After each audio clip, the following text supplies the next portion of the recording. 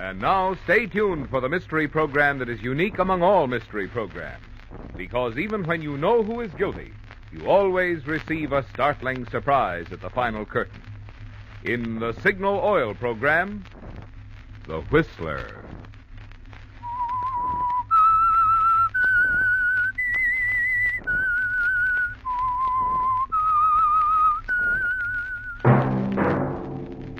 Signal, the famous Go Farther gasoline, invites you to sit back and enjoy another strange story by The Whistler.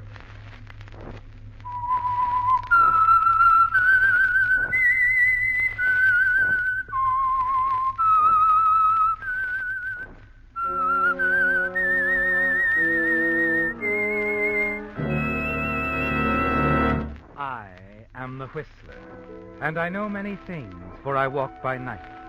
I know many strange tales hidden in the hearts of men and women who have stepped into the shadows. Yes, I know the nameless terrors of which they dare not speak. And now for the Signal Oil Company, The Whistler's strange story, The Other Hand.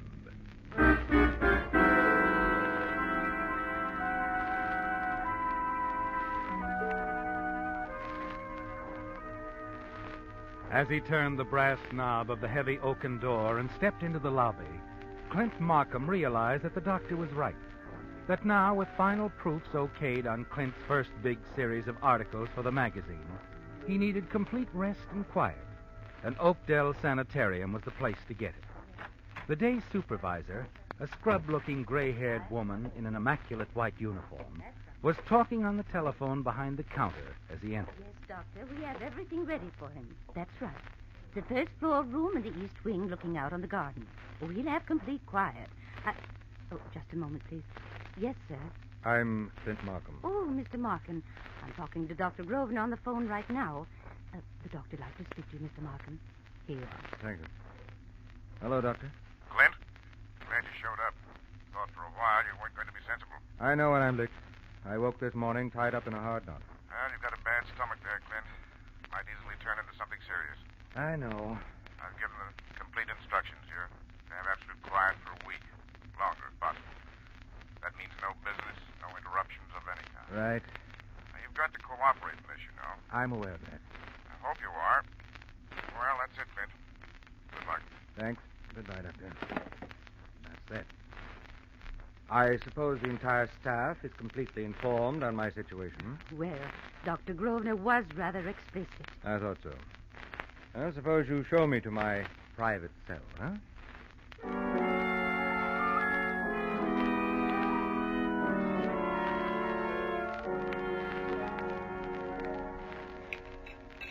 I'm sorry, nurse. I can't eat a bite of this dinner. You've got the first day jitters. It'll take you a little time to relax. What about calls?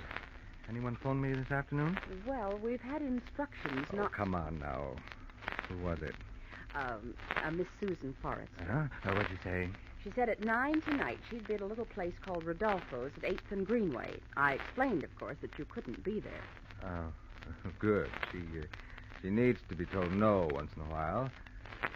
Take this tray away, will you? I think I'll try and sleep. You're being very sensible, Mr. Markham. I'll leave this sleeping pill for you. I don't want to be disturbed under any circumstances until tomorrow morning. Take care of that, will you? Of course. Good night, Mr. Markham. Good night.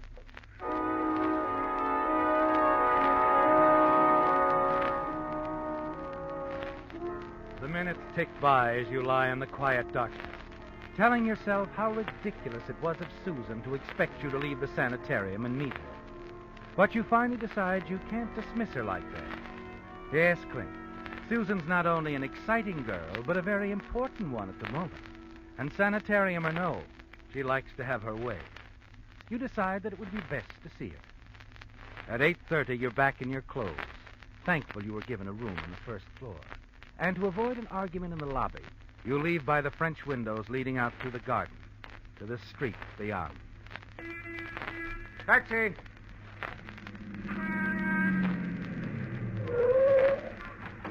Rodolfo's, 8th and Greenway.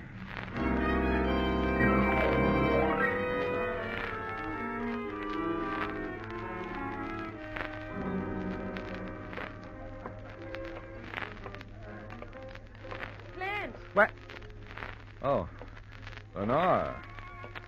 Hello, darling. I didn't expect to see you here, Lenore. I expected to see you. Sit down. I'm sorry I have an appointment. Susan Forrest will be late. She always is. How did you know? Miss Forrester stopped by the office to find out where you were. She called the hospital from there. Waiter, Yes, ma'am. pair of old-fashions, please. Sit down, Glenn. Surely you've a moment to spare for your loyal and loving secretary. Look, Lenore, there's no point in hashing it all over again. You've got to understand that I I'm... know, darling, you're a sick man. Getting the articles in shape, making the right deal with just the right publisher has been tough. We're going to be just good friends from now on. Let's not be sarcastic. I was great as a pal and buddy until Susie came along. The little gal with the big punch. Why don't you be honest, Hank? I've tried to be. The only thing Susan Forrest has got that I haven't is a father who runs a successful magazine. Why don't you admit it? I don't want to discuss it, that's all. I wish you would. But why? Why should we go... Then don't you see what a fool she's making of you? No, I don't. Besides, what does that have to do with us? That's why I came here tonight. I want an answer. Well, what kind of an answer do you want? About you and me. I've already told you. That's final? Yes, Lenore. You're sure? Absolutely. Sorry, Clint. Sorry you decided this way. And what does that mean? I don't think you know me very well, Clint. Not really. I fight for what I want. And if I lose, I might as well warn you. I don't give up gracefully. If you're thinking of exposing me, I might as well tell you nobody's going to believe that you wrote most of those articles. Besides... Too old-fashioned. Oh, thanks. Here you are. Thank you, sir. Well? I should have known it would be this way. My mother ran to railroad men. I run to here. I think I've been fair enough with you. Fair? The articles were my idea. I worked them out. Frankly, I didn't expect to seem like this. I thought we understood each other. You've been given a fair salary, and after all, we're adults. Oh, and don't there's worry. I'm not going to jump off a bridge yet. Well, I should hope not. It's a hard problem, but there are answers, you know. I started to tell you, Lenore, threatening to expose me won't work. Skip it. Looking for a cigarette? I seem to be out. You need one. You're shaking like a Model T. Here, have one of mine. No. Light? Thanks. All right. Oh, what was that? Flashbulb. Oh. Talk with her. I just caught your picture, folks. Have it ready for you in about 10 minutes. 4x6 print for $1. Not now. I don't want any souvenirs of this. Is this my drink? Yes. Go on, Clint. Finish your drink and we'll order another. No, thanks. No more. With this stomach of mine, I've lost my taste for liquor. Besides, that one will give me enough trouble. About the picture... Please, go away. I said not tonight. Excuse me, Lenore. I'll go over and get some cigarettes.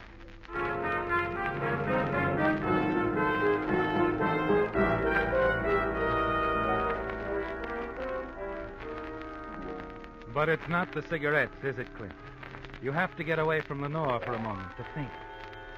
As you fumble with the levers on the cigarette machine, you glance in the mirror on the front of it and see yourself there, white-faced, beads of perspiration standing out on your forehead. You realize she knows you were bluffing, that she can tell just by looking at you. Yes, Lenore can ruin you, and she knows it. Somehow, you've got to come to terms with her. As you start to return to the table... Oh. Going to soon, Lenore? Well, yes, I've got to run, Clint. Well, let me take you. No, you'd better wait for Miss Forrester. I insist, Lenore. We have a little more talking to do, you know. Come on. Boss's orders.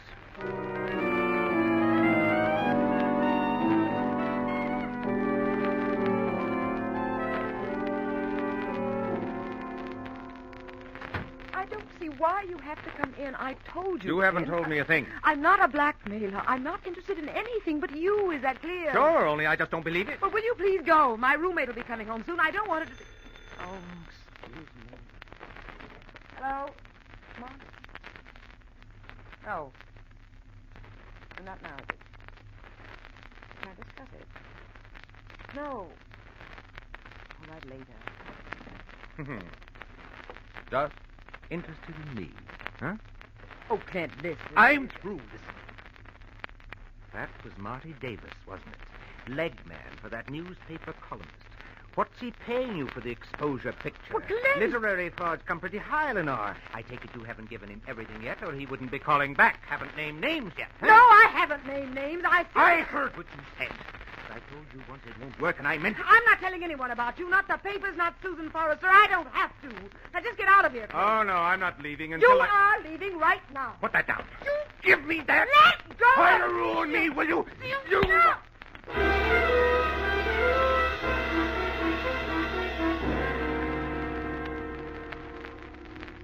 The next few minutes are a blank. Impressions, visions, images, colors, swirling up like a whirlpool in your mind.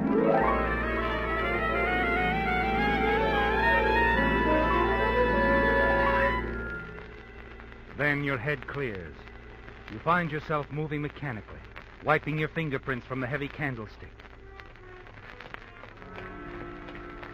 Later, you find yourself running blindly down a darkened street. You remember the sanitarium, the open French doors, the room you can return to without being missed, the one way out. A moment later, you're climbing in a cab. And as the driver pulls away from the curb, you try and calm yourself. Stop the blood from pounding in your brain. Still the agonizing pain in your stomach. You're sure there's no way they can connect your being with her tonight, Clint. No one could possibly have recognized you together. Your eye wanders to the back of the cab seat, the driver's license, his picture.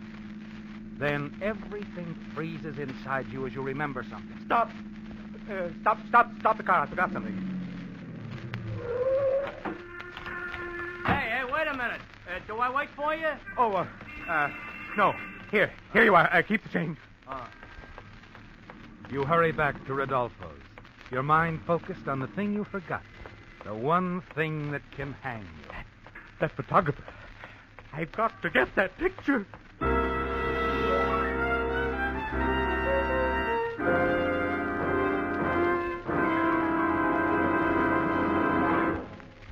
Since only 13 shopping days remain until Christmas, I have a brilliant last-minute idea. There's no finer present than a switch for that forgotten name on your gift list. The forgotten name I'm referring to is your car, and the switch I'm suggesting is a switch to Signal. You'll all agree, I'm sure, that Signal must have something to have grown so in popularity from a small start in Southern California into an organization of independent dealers serving 7 Pacific Coast states from Canada to Mexico. You also know about Signal's good mileage that has made it known as the Go Farther gasoline. But even more important to motorists is the extra driving pleasure you enjoy, because today's Signal gasoline helps your engine run so efficiently.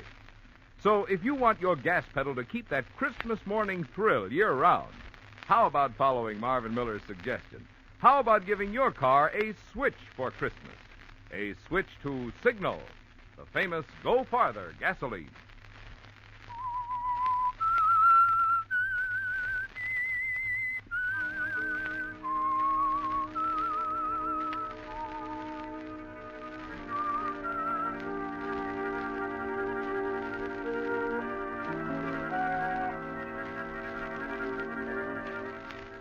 Well, Clint, you've killed your secretary, Lenore, haven't you? It doesn't matter now that you didn't mean to kill her.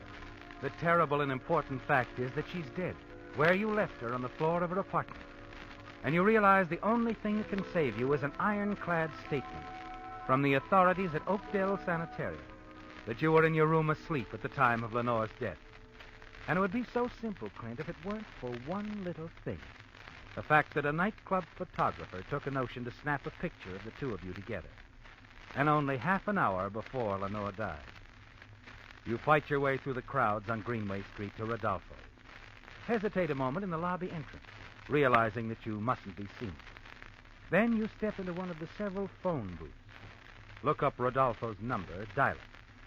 Then a moment later, a girl at the cashier's desk, whom you can see easily from your position in the phone booth, picks up her phone. Rodolfo's restaurant. Miss, I wonder if I could talk to the chap who takes the pictures. Yes? Hold the phone a minute, sir. I'll see if he's around. Thank you. You watch from the phone booth as the girl leaves the desk to look for the photographer. You open the door of the warm booth slightly, mop your forehead as you sit there waiting. I don't understand. Suddenly you hear a voice, a very familiar voice, about 20 feet away. You're absolutely certain that Mr. Markham hasn't been here. No one is out for you, Miss Forrester. I've been right here. I hope I didn't miss him by waiting in the bar. Susan Forrester, coming directly towards you.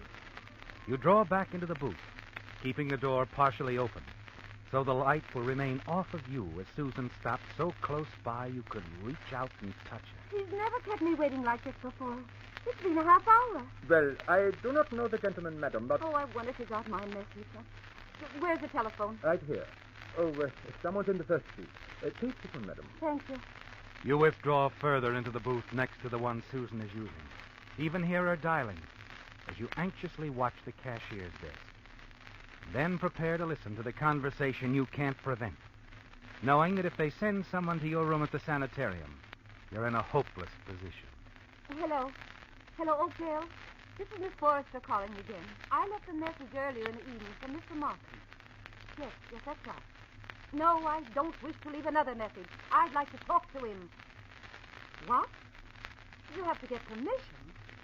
Oh, well, when will the night supervisor be back? 15 minutes? All right, I'll call back then in 15 minutes. You hear her hang up. Look out cautiously as she moves past you on her way back to the cocktail lounge. Finally, the girl from the cashier's desk comes back, picks up her phone. You might as well be blocks away as you talk to her. Hello, sir? Yes? I'm sorry, but Ted, our photographer, he's left for the evening. Oh? There's a chance you might find him round the corner at Leonardi's. His girlfriend works there. Well, thanks. Thanks a lot. You hang up in a blind panic, wondering about your next move. In 15 minutes, Susan will call the sanitarium, talk to the night supervisor. She's a persistent girl, Susan, used to getting her own way. But somehow you've got to stop her call. And then you realize that the answer might be right in front of you. Worth a try, isn't it, Clint?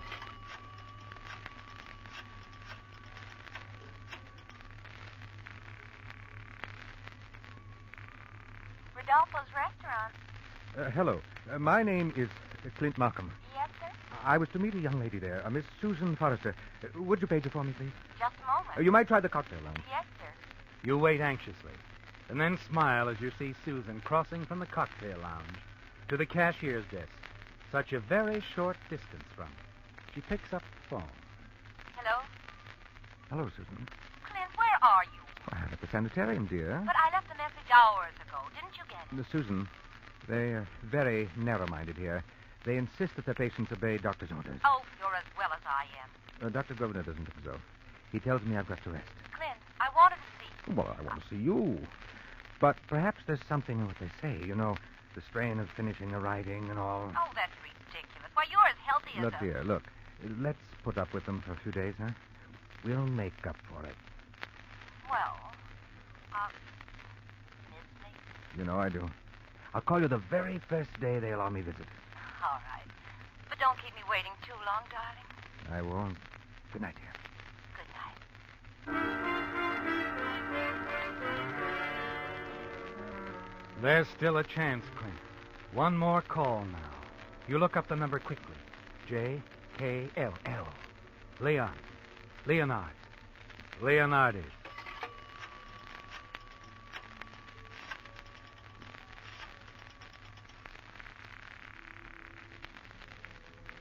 Leonardi's. Hello. Is Ted the photographer from Rodolfo's there? Ted? Sure, he's here. Who could I talk to him, please? Wouldn't be surprised if he's all talked out. His girlfriend gave him the bounce tonight. Please, put him on. Okay. You're shaking, aren't you, Clint, with nervousness and anxiety? You've got to make it quick. Find out about the picture. Get it and the negative. Get back to the sanitarium without being seen by anyone who could link you with Lenore's death. Finally, you hear the voice of the photographer. Oh? What do you want? Ted? Yeah, this is Ted. Well, look, Ted, I'm in a hurry and... Well, go on. No. Listen. You took a picture tonight at Rodolfo's, a girl who... Oh, yeah, that's how my little Julianne made the grade. With a picture I took. She showed it to the head of a model agency. Please, I'm not talking about your girl. This was at Rodolfo's earlier, a blonde girl. Oh, the blonde. Mister, you shouldn't trust her. I don't remember you, but I sure remember that blonde girl. She gave me the surprise of my life. She gave me $20 for the picture and the negative. What? $20. I delivered them to her apartment. You delivered them to her? Yeah, shoved him under her apartment door. A little double-crossing. Now you're talking, mister. Now you're smart. All women are double-crossers. I don't know you, buddy, but you come on down here, huh? We'll have a little drink on it, huh? No. Thanks, Ted, I can't. I have things to do.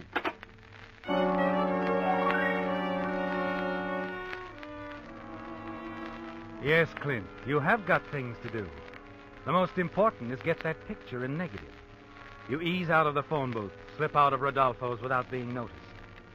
20 minutes later, you're back at Lenore's apartment, racing up the stairs. You gasp with relief at the sight of a large brown envelope stuck under her door. As you scoop it up and put it in your pocket, you hear someone coming up the stairs. There's just time to leap back into an alcove out of sight. Don't be silly, Fred. Isn't that right? I wanted to come in and meet Lenore, my roommate. She must be quite a pal if you can barge in like this. Oh, Lenore's a great pal, but besides that, she's completely gone into that boss of hers. Shall we tell my dad?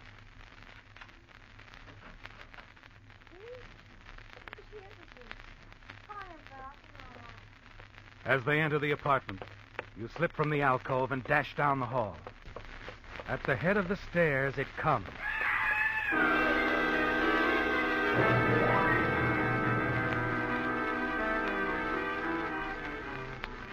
Not until you're several blocks away and safe in a cab do you slide the picture from its envelope, glance at it in the dim light. Makes you tremble a little, doesn't it, Clint? Sets off the nervous stomach. Lenore, alive only a few hours ago, reaching over to light your cigarette. Seems years now. You say you want out at 110th Street, mister? That's right. I'll walk the rest of the way.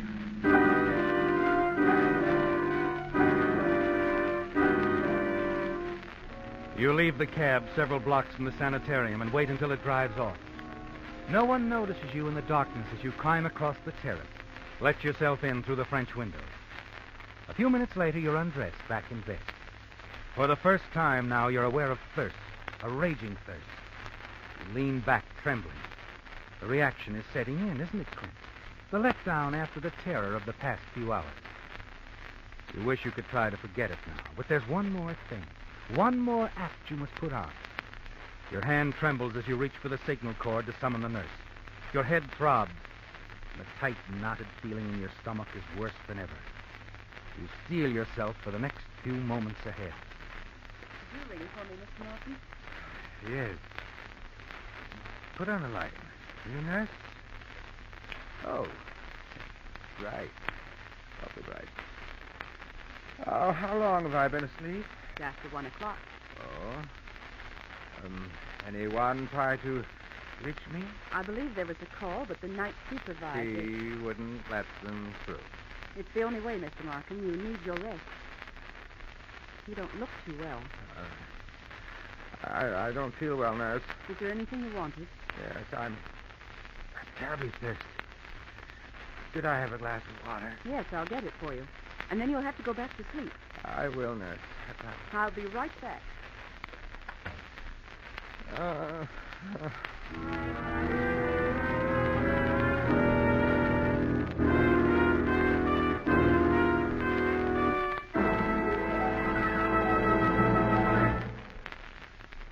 While watching some Christmas shoppers the other day, I couldn't help feeling it's too bad folks aren't as careful in selecting their motor oil as they are in selecting Christmas gifts.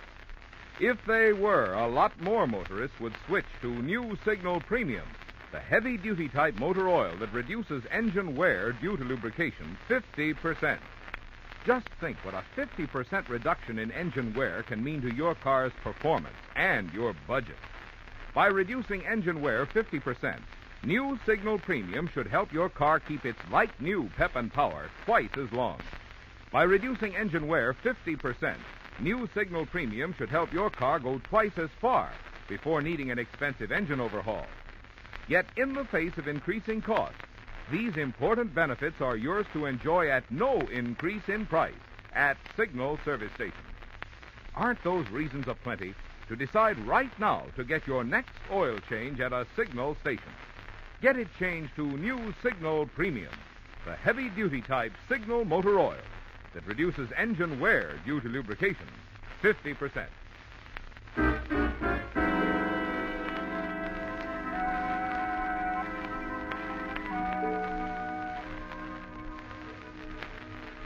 So it's over now, Clint. And you're back in your bed at the sanitarium.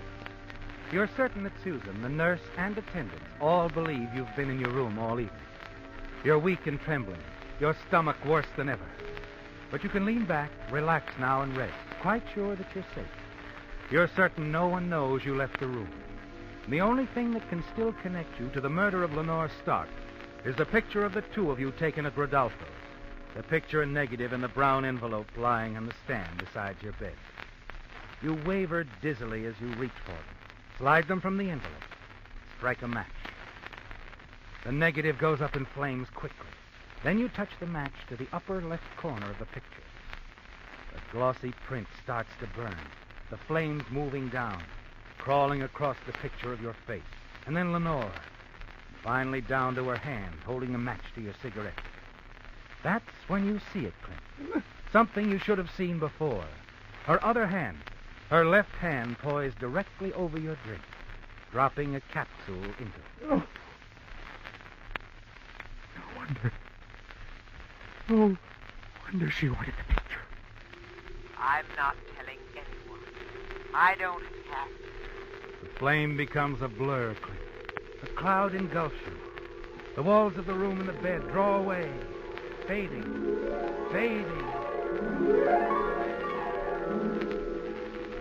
I brought your water, Mr. Markham. Mr. Markham, did you fall asleep? Water. No. Water. What is it, Mr. Markham? Is something wrong? Mr. Markham? No. It's too late. Mr. Markham, you've got to try. You've got to sit up. Please, Mr. Markham, please.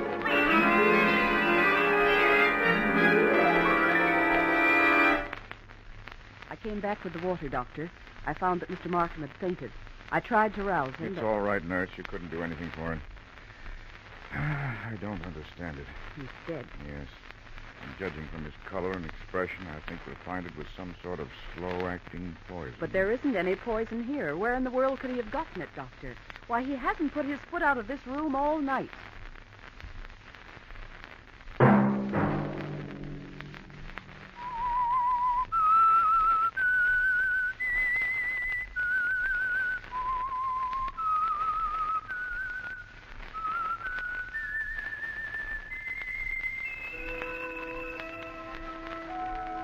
Let that whistle be your signal for the Signal Oil program, The Whistler, each Sunday night at this same time.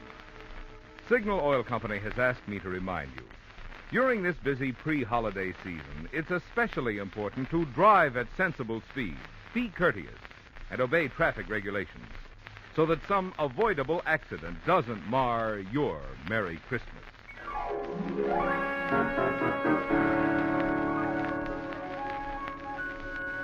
Featured in tonight's story were Bill Foreman as the Whistler, Ted Osborne, Betty Lou Gerson, Monty Margetts, G.G. Pearson, Jerry Hausner, and Ted Von Els. The Whistler was produced and directed by George W. Allen, with story by Joel Malone and Harold Swanton, music by Wilbur Hatch, and was transmitted overseas by the Armed Forces Radio Service. The Whistler was entirely fictional, and all characters portrayed on The Whistler are also fictional. Any similarity of names or resemblance to persons, living or dead, is purely coincidental. Remember to tune in at this same time next Sunday, when the Signal Oil Company will bring you another strange story by the Whistler entitled Curiosity Killed a Cat, in which greed and desire set off a murder on the high seas, resulting in a daring flight through a storm by the killer. Marvin Miller speaking for the Signal Oil Company. Stay tuned now for Our Miss Brooks, starring Eve Arden, which follows immediately over most of these stations. This is the CBS Radio Network.